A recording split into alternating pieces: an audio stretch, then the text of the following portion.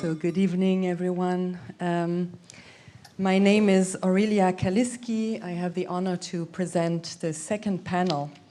And I am a comparative literature scholar. I was born in France, moved to Berlin in 2008, so I've been doomed for almost 2 decades.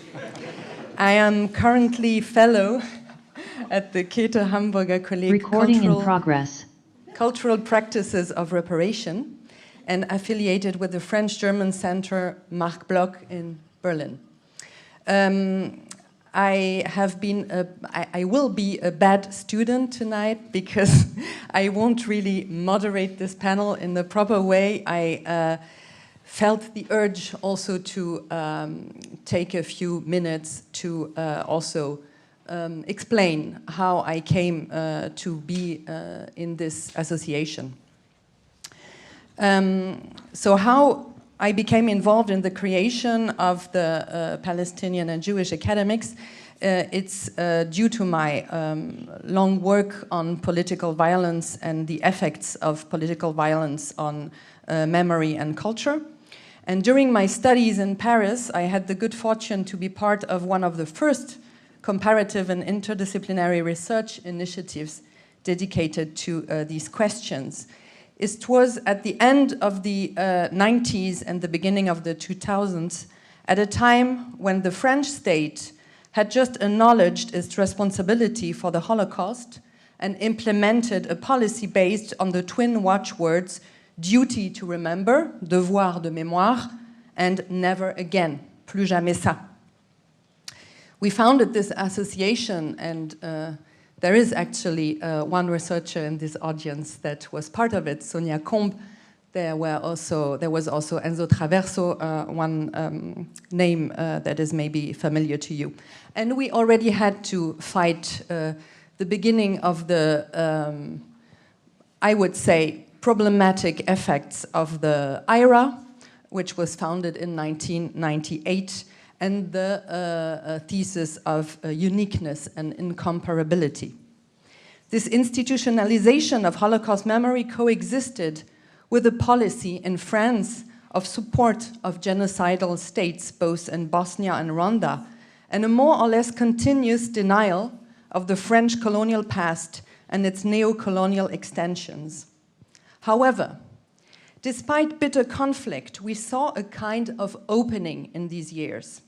But very soon after, we witnessed the most severe backlash we are still experiencing more and more, and especially in the wake of the generalization of the war on terror, which collectively branded Arabs and foreigners as Islamists and terrorists.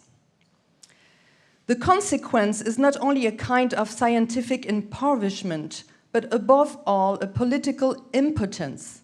It now seems impossible to recognize the nature of the crime being perpetrated. As Marc Siegel has rightly analyzed, we are witnessing a crisis in the field of Holocaust and genocide studies, which at the political level corresponds to the risk of a collapse of international law. The battles we thought we had won, the knowledge we thought we had collectively acquired, are being called into question in a very worrying way. We are witnessing a denial of reality made possible by a culture of memory and memory politics that have become uniquely prescriptive and authoritarian, as the recent resolution of the Bundestag shows.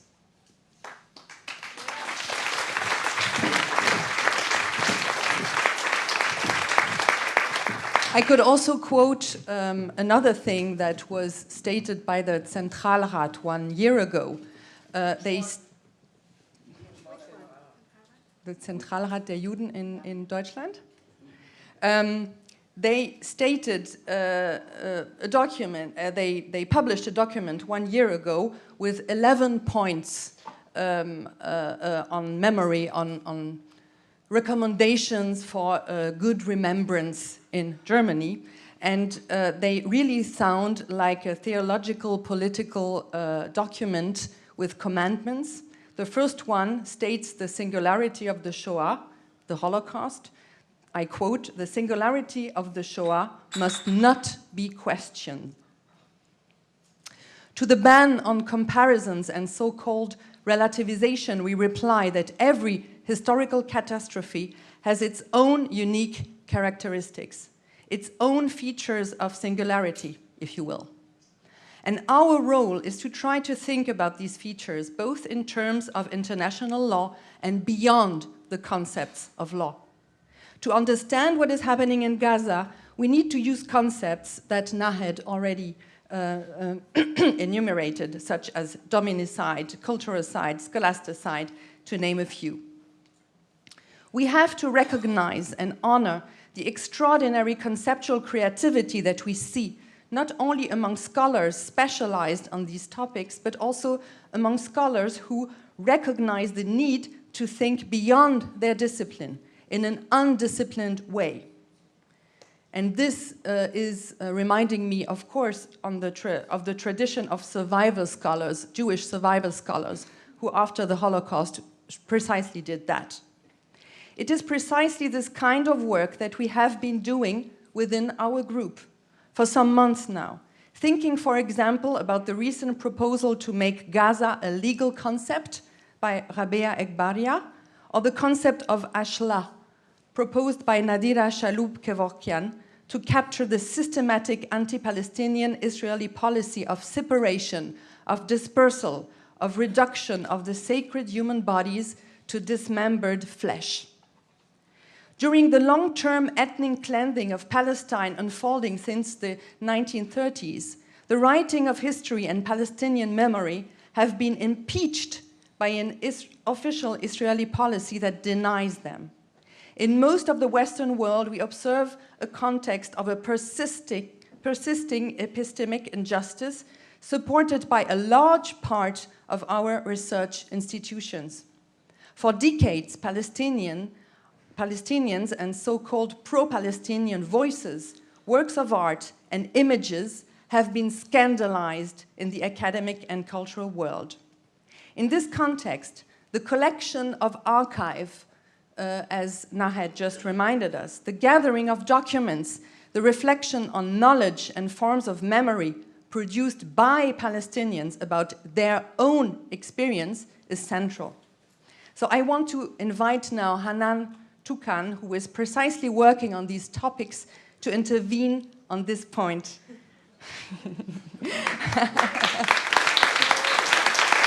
Thank you so much, Aurélia. Thank you, everyone. So Hanan, just to formulate the question, I'm sorry. So how do you see the status of the archive, both in your work as a researcher and in your approach to the collective Palestinian experience? Yeah. Thank you. Thank you so much. I'm so happy to be here with everybody and all my friends and colleagues in the association itself. I'm just sorry I couldn't be there in person. So yeah, I guess I'll just jump right in. I'll introduce myself briefly. So I'm Hanan Toukan. I'm a Palestinian associate professor of politics and Middle East studies at Bard College Berlin. Normally, I'm on leave this year, but that's normally where I am. I'll tell you a little bit about just sort of my, let's say, disciplinary interests and framing. So I'm a scholar of international politics, and I look specifically at the political economy of culture and knowledge production. Those are sort of my normal, let's say, my home, my research home. I also work on diasporic and migration studies of the Middle East, and in particular the Levant. And of course, all this is formed by sort of my own post-colonial critique of critical theory and political theory, and how they've been also used to study certain communities in the diaspora, or how they've been used to leave them out as well. On the specific question of epistemic authority and the archive, I'd like to start by saying maybe from the Palestinian experience, or the Palestinian perspective, let's say, the archive is not only an essential step toward liberation, but the act of making it, writing about it, and engaging it is an emancipatory one in and of itself. And there are several reasons for this.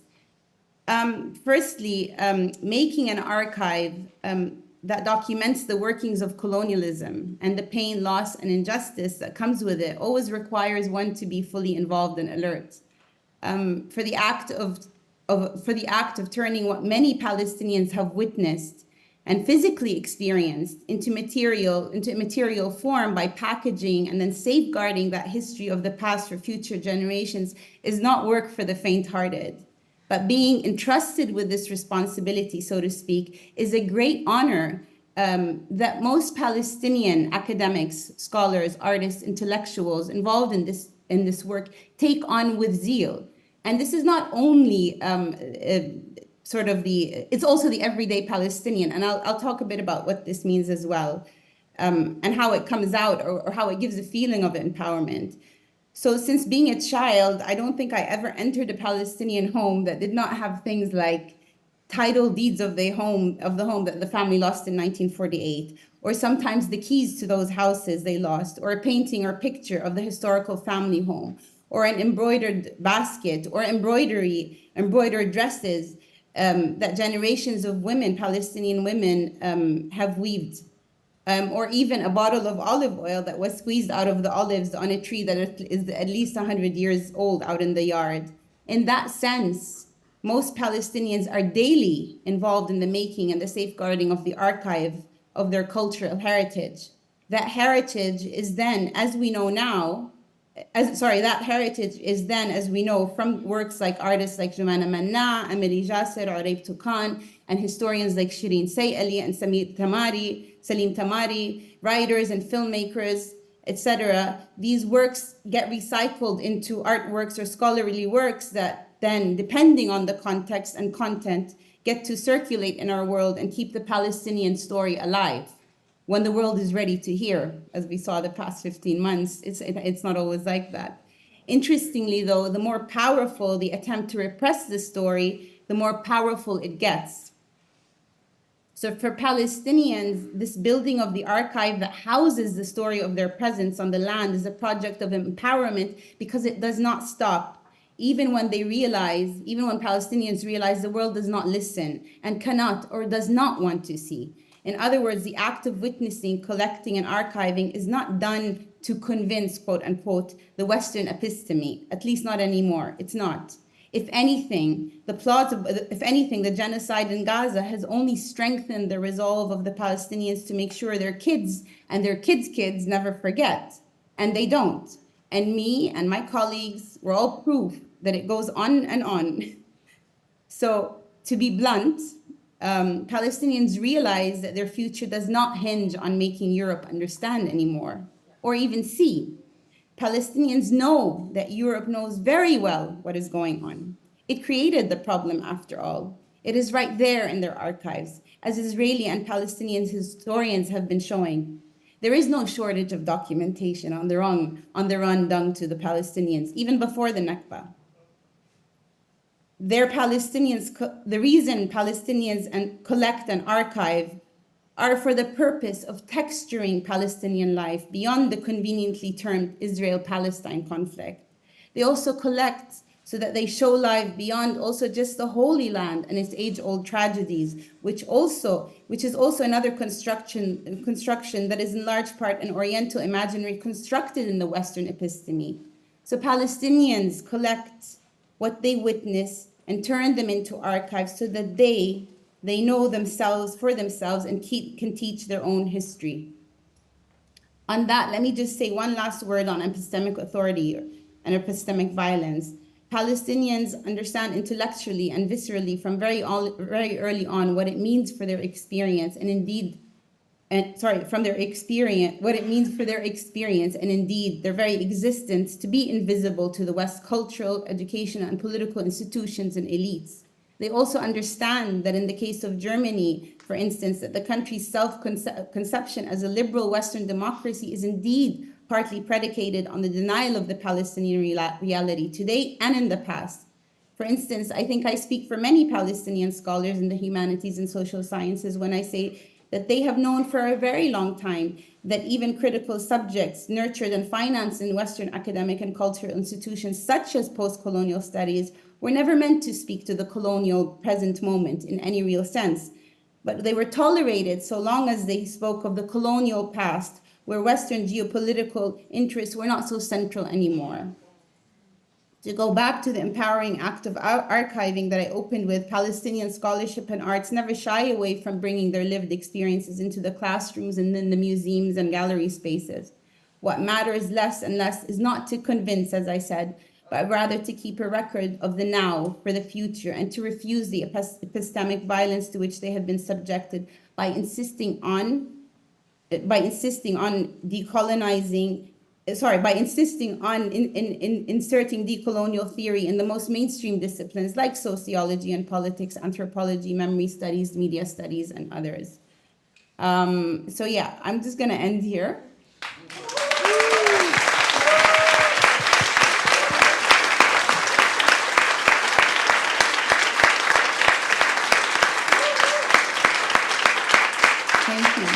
Thank you so much, Hanan. Thank you so much, Hanan.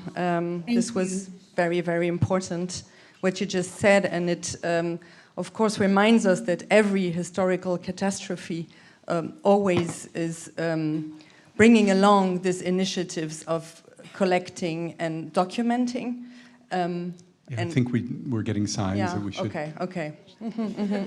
quickly. Should I just say a few words, Aurélia? Yeah. No, I just wanted to go to the other topic we wanted to address, namely the fact that the genocide is happening in plain sight, and that what just Hanan just said, that we are not collecting to prove or to evidence anything, but just also for the future and for the memory. But what about all these images we are seeing of the genocide, and why isn't it changing anything? Why can't we see what we are seeing? Yeah, thank you. The images, I guess, is the nice transition to the film scholar. But I think I just want to just say a few words.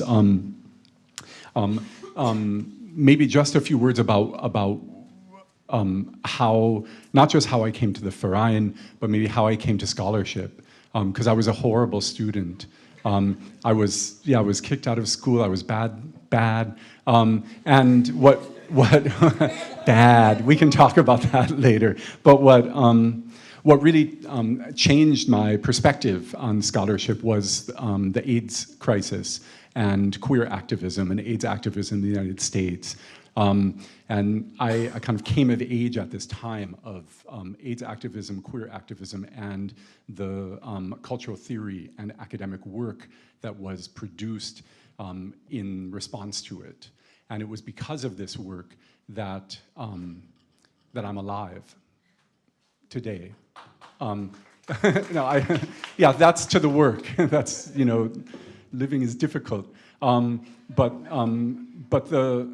it is because of that. It sounds like a kind of exaggeration, but there was scholarship at the time that helped people like me who were having sex with other men, who were promiscuous, to know what to do so that we don't die. So how to have sex in an epidemic, how to have promiscuity in an epidemic, as Douglas Crimp wrote. And it was this scholarship that made me decide, scholarship can have a role. It can be important. Theorizing can be important to political resistance and to living. And so that's what led me to being institutionalized, where I have remained for quite some time. And I would maybe end to say that that part of what I'm interested in engaging with in discussion with Hanan and Aurélia and other members of our Verein are many different things, but I've been trying to beginning to think about the image, and in a sense, I'm not going to read all of this. I just want to say, like, have images failed us, or have we failed images? Have we failed to recognize what an image is and what it is not? Have we failed to recognize not only what is in the image, but how necessary what is not in the image to the image's content? And I'm thinking here of images of genocide. Do all images resist recognition? Are all images resistant? a fact we lose sight of when the stakes of recognition are so high. And the way I'm attempting right now to think about this is by looking at the writings of, and the work of Aurélia Toukan, writing about cruel images, thinking of Ariella Azoulay in her brilliant and powerful essay, Seeing Genocide, and thinking about that in relation to my own work in film studies, based on the French film critic Serge Daney and philosopher Gilles Deleuze's theories of the image, and trying to think about that then in relation to a subject I admit that's relatively new to me, but that I'm teaching to educate myself and my students about, namely the history of Palestinian filmmaking. And to think, for instance, about the film We Are the Palestinian People, aka Revolution Until Victory from 1973, by the Newsreel Collective, made in collaboration with the Palestine Film Unit, where there's one moment at the beginning, very beginning of a film, where a woman is in front of a tent in a relocation camp, dispossessed from her land, a Palestinian woman, and she says, "Don't take my image. Stop filming. Don't take my image until I return home." And the filmmakers linger, to my taste, a little too long, but then they stop filming. And I think, okay, this resistance to the image, that's something I'm trying to think about. Also, there's another moment in No Other Land, where a mother in front of a tent is a tent that is she's at her home. She's been displaced from her home has been destroyed. Her son has been violently attacked by the Israeli forces, and journalists keep coming to her, and she says, they keep taking images and it doesn't change anything. Fine, go take an image. So I'm trying to understand even these two examples in connection, and trying to understand what are images and what are not simply through the important work in other disciplines, political theory, genocide studies, but also film studies, reflection on the image. What can I humbly bring to this consideration of the inability of people in the West, a slightly different emphasis than what Hanan was talking about, but of the inability of people I live around to see images and recognize them as such, for what they are obviously to me. Yeah, I'll just end there. And this is where we... One sentence. This is where we make our dialogue also so productive, because it's linking also the image to the testimony when the Palestinians want to show their own images, like in the film of Rashid Mashawari from Ground Zero. Thank you very much.